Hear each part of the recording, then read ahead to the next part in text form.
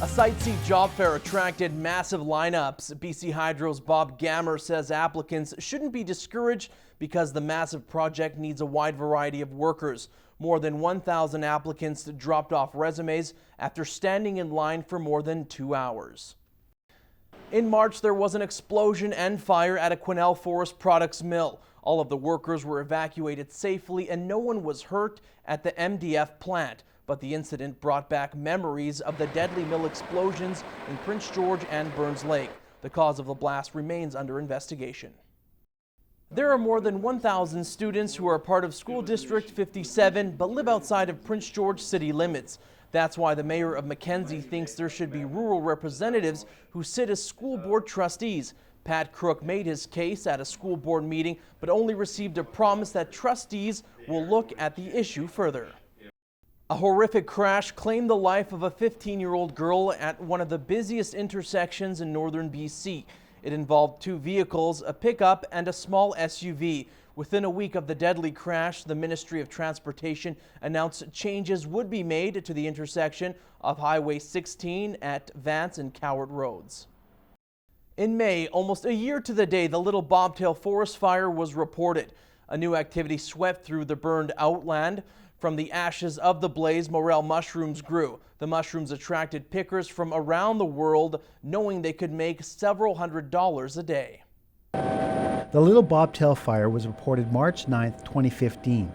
It grew to over 25,000 hectares.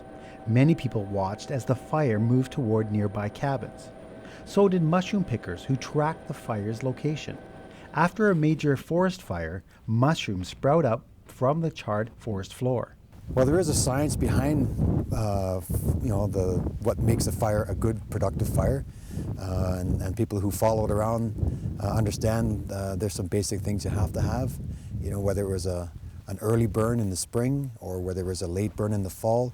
Each year, pickers from around the world follow forest burns. Wild morel mushrooms are considered a delicacy. Suppliers will pay pickers $6 a pound. They'll turn around and distribute the mushrooms across North America, Europe, and Asia. Dried mushrooms can easily fetch $150 a pound. I think for most people, so for financial benefits, I think probably is the root of all of it.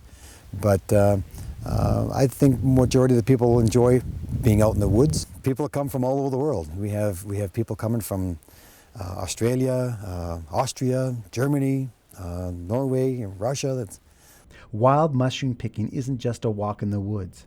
Pickers start early in the morning and spend the day foraging through burned out trees to find the perfect patch of morels. We've been finding in this area where there's a lot of poplars, small little bodies of water where they're in low-lying areas.